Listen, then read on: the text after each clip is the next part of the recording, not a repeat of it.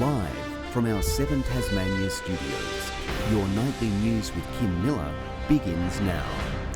Good evening, everyone. First tonight, a former manager of Ashley Youth Detention Centre has claimed he was unaware at the time of alleged inappropriate sexual behaviour by a former staff member in his team. Patrick Ryan faced the Commission of Inquiry today, quizzed on the facility's protocols and his handling of concerning incidents. 24 hours on from the Premier proclaiming strong action is being taken to keep young Tasmanians safe, fresh revelations on the inner workings of Ashley were laid bare. Are you aware that there have been some allegations in relation to Lester? Yes. When did you become aware of the allegations as they concern Lester? During the commission. Patrick Ryan was the last witness to give evidence on the facility, uncovering he'd never been told about restrictions which were to be placed on former employee Lester, who was later stood down over an historic child sexual abuse allegation. You were never advised of that, That's that correct? Yeah. If I was aware of those at the time, I wouldn't have encouraged Lester's contact with young people. There would have needed to have been some intervention. While admitting it's something he should have known. No one ever raised anything about inappropriate sexual behaviour to me. Mr Ryan was then probed on a separate incident during his tenure where differing views were expressed among staff on whether it should be determined as a sexual assault. One of the perpetrators gets a water bottle and seems to be holding it near the victim's buttocks. The suggestion I want to make to you is that is an attempted sexual assault. Well, that's an interpretation that's open. Counsel assisting also pointed to evidence given by a former colleague with questions raised on Mr Ryan's approach to management. And she says, I would say Mr Ryan did not like to be challenged. Grace Evans, 7 Tasmanian News. Tasmanian early childhood workers have joined with their national colleagues by striking, fed up with unfair pay conditions. Educators from across the state descending on Hobart's Town Hall, pleading for change and calling for the government to step up. What should have been a day of recognition and celebration has led to nationwide strikes in the early childhood sector. It's a historic day. This is the largest action of early educators that this country has ever seen. Staff from across the state taking action in Hobart, marking Early Educators Day. Today is a day that we're used to getting paid and appreciated in cupcakes and chocolates. It's not enough. It's not enough for the work that we do. Workers calling for better pay conditions. 1, 2, 3, 4. Educators off the floor. 5, 6, 7, 8. We do work you can't replace. Educators are leaving the sector in droves. They're purchasing resources out of their own pockets. They're fed up. People are walking off the job, and we don't have enough educators to staff the sector.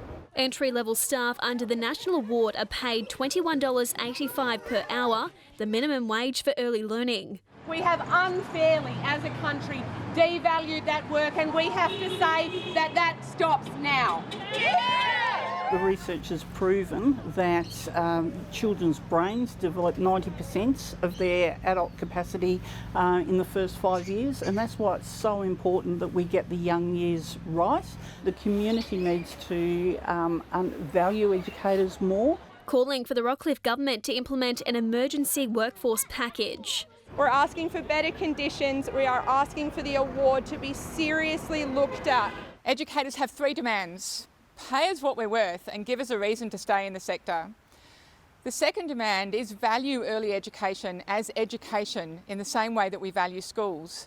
And the third demand is to put children before profit. If demands aren't met, it's time for better pay. Give us a reason to stay. Further strike action not ruled out. McKenna Bailey, 7 Tasmania News.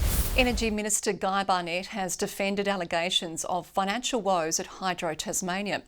Labor claiming in question time the state's generator has lost $100 million already this financial year. Question time back to its boisterous best. Mr. Speaker, we have every confidence in... And according to Labor, somebody's left the taps on at Hydro Tasmania. Premier, can you confirm that Hydro Tasmania is incurring significant losses so far this financial year? Accusing the generator of having lost $100 million in just 2 months, thanks to the Basslink service agreement being torn up in February. It appears as though instead of making hundreds of millions of dollars per year because of the inflated prices on the national market, that Hydro Tasmania is actually losing money. In a bizarre question time, the Premier and Energy Minister avoided 7 questions about the alleged astronomical loss. Can you confirm Hydro Tasmania is actively losing significant sums of money? With no answer, Labor brought on a post-question time urgent motion asking Guy Barnett to divulge the financial position. You have an opportunity, Minister. Stand up, do your job. Through 30 minutes of debate, the Energy Minister was still silent, finally answering the question 4 hours later at a lunchtime presser. Hydro Tasmania have advised me that is totally incorrect. Hydro Tasmania issuing a release, assuring it has not lost $100 million. However, neither Hydro or the Minister would confirm if there has been any financial loss. It's a volatile market. It's considered over the course of the financial year in terms of their financial performance.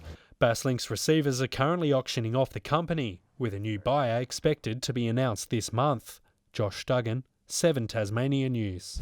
Controversial anti-protest legislation is expected to become law tonight, with a vote planned in the lower house. The bill was heavily amended by the Legislative Council a fortnight ago to remove new public annoyance charges. However, it still features beefed-up trespass laws. We support the right to protest, the right to free speech, but not at the cost of those in the workplace and impacting on their safety and their well-being. Labor and the Greens will oppose the bill. The government has the numbers to pass it. Older Tasmanians have new social and affordable housing options on Hobart's eastern shore. The ribbon was cut on the Worksworth facility today, with 40 aged care beds and 10 independent living units provided. It provides a pathway that if people are in the housing units and their care needs are such that they can no longer live in those units with support, then there's a pathway into a residential aged care facility which just happens to be co-located on site. The state government is spending $20 million over 4 years to deliver supported accommodation for older Tasmanians. The state government has passed a motion urging the fuel excise tax cut to be extended, with it due to end this month. Michael Ferguson says the move would be easy to implement and would cut the cost of filling the average family car by $20. This is going to have a material impact at the end of this month, and we will see a spike in inflation only because of the 25.3 cent increase to unleaded and diesel that we would expect to see. The Treasurer also announced Tasmania has maintained its AA+ credit rating with agency S&P. The Jack Jumpers are hosting clinics around the state, visiting school students as part of their pre-season tour. Some of Tasmania's best basketballers were at Riverside Primary School this afternoon, competing against some of their smallest fans. In one of the Jack Jumpers' first pre-season games, the Ants have clashed with their mighty Riverside rivals. We spent almost a week up here, and we've been engaging with all different schools, different kids the whole time, so we really wanted to put the footwork in it with the community. The Jackies hosting clinics in the north before going head-to-head with the juniors. It's been good, you know. They try to take it to us, but so far we haven't lost yet. The kids love it. We love it. Josh Rejett today's building some confidence out there. I don't think he's missed a shot, so it's been a really good day. But these Riverside primary students put up a good fight despite lacking in height. I think they got a little bit easy on us, but I tried to fire it up by getting a bit cocky to them so they'd try harder.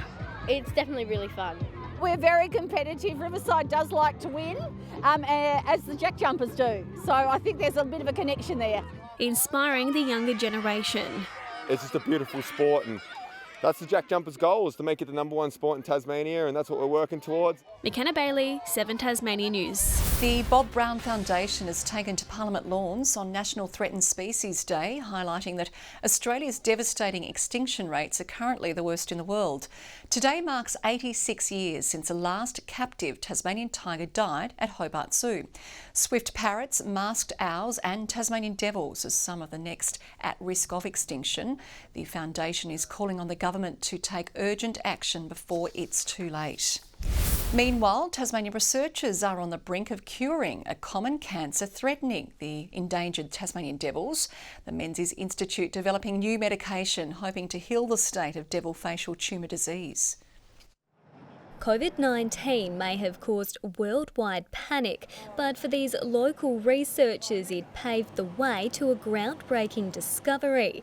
The Menzies Institute using the pandemic's vaccine strategies to develop a possible cure for devil facial tumour disease. Our vaccine is very much like the AstraZeneca vaccine, so we take a benign virus that's genetically attenuated, so it'll be even more benign, and then instead of encoding coronavirus parts into it, we're taking things that are some DNA from the devil facial tumours. The disease is a quick killer, claiming more than 45,000 devils in the past 25 years. It's a malignant cancer, and most devils would die within 6 to 12 months of that tumour first appearing. The vaccine needed now more than ever as a new variant emerges in the state's south. We have an insurance population that will prevent against complete extinction, and that's a very critical first step to take. But we don't have any other management tools to control the tumours. Luxury accommodation business Sapphire Freycinet helping fund the project, housing 5 retired breeders and encouraging guests to donate. It gives them a sense of doing something good and giving back. With the help of our guests, we've donated $175,000 to the Menzies Institute. The company committing another $25,000 over the next 2 years. And while researchers might be itching to test out their theory, they'll have to wait around 6 months before permits to test on live devils are given the tick of approval. Brianna Boylan, 7 Tasmania News. A new Tasmanian documentary is commemorating the 40th anniversary of Australia's most significant environmental campaign.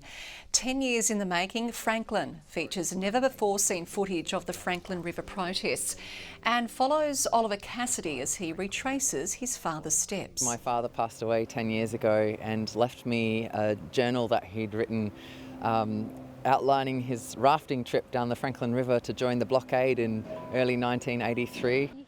Franklin screens nationally in cinemas from tomorrow. More than 1,000 runners will take to the streets of Launceston this Sunday for the women's 5K walk run. But I just love it, how you turn up here on the day of the event and there's just this big sea of pink, so that's really exciting. But yeah, just raising the awareness. This year the theme is Do It For Them, and the focus is really about doing it for those people in our lives, regardless of whether they're just women who have been impacted by cancer, because cancer doesn't discriminate. The event has already raised more than $60,000 this year, with all funds going towards Cancer Council Tasmania support and research programs. Good evening. The AFL's multi-billion-dollar broadcast deal could have serious implications for Tasmania's football landscape. Flush with cash thanks to the $4.5 billion agreement, the league is committing to spending more money on the grassroots. But what that means for Tasmania's regional leagues or the state league, which hasn't secured funding beyond next season, is likely to hinge on whether the state's bid for a team succeeds. AFL Tasmania says it wants to deliver a holistic vision for football in the state once it has full knowledge of the outcome of the licence push. There's some added spice to Saturday's Northwest Footy League Grand Final. Not only is Wynyard's coach going up against his old teammates at Devonport, it'll also be the first time the two sides have ever faced off in a decider.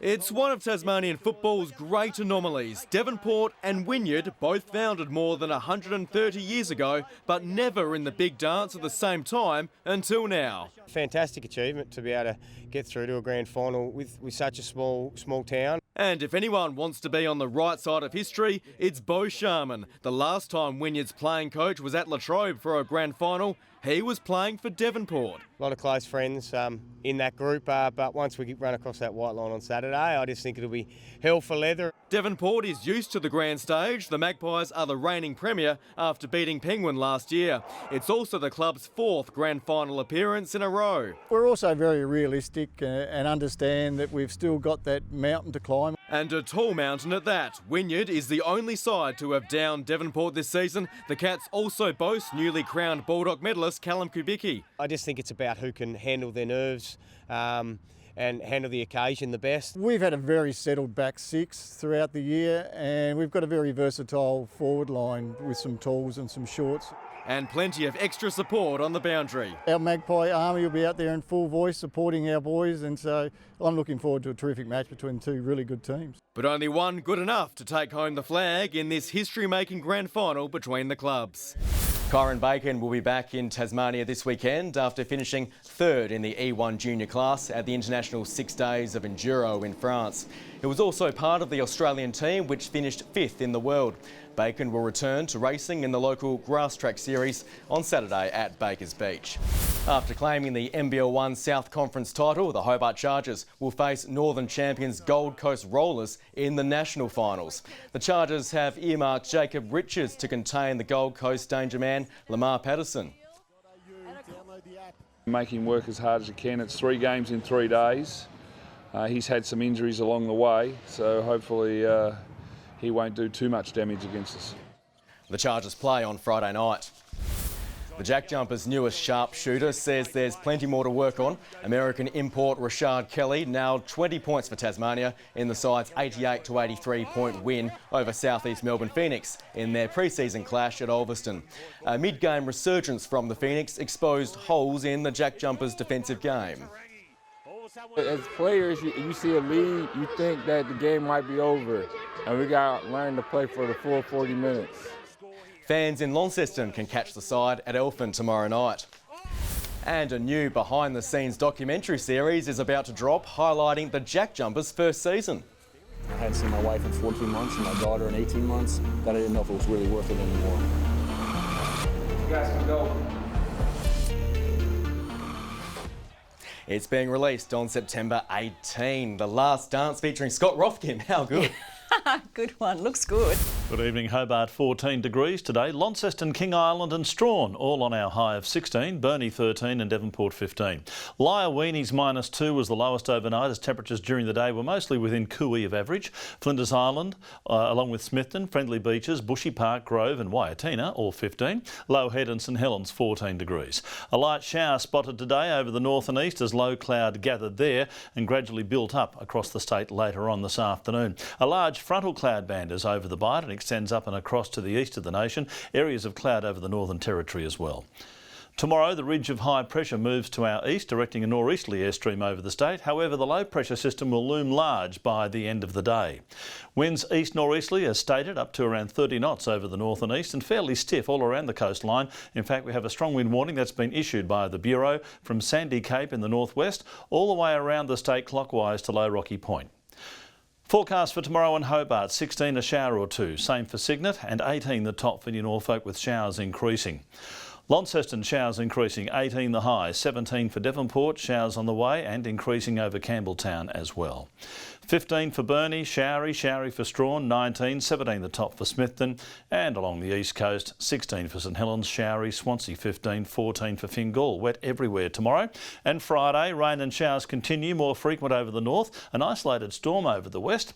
A wettish weekend is being promoted too at the moment as showers extend statewide on Saturday and a shower or two into Sunday with snow to 500 metres in the south. Spring didn't last long. Partly cloudy in Perth, showers for Adelaide and Melbourne, rain and 17 in Canberra, showers increasing over Sydney and a late shower for Brisbane. And partly cloudy conditions over the state, 11 in Hobart, 12 in Launceston and Devonport. Kim, I've had a better offer for tomorrow night, so I'll see you Friday. See you then, you enjoy. That wraps up your midweek news. Thanks for your company this evening. Good night.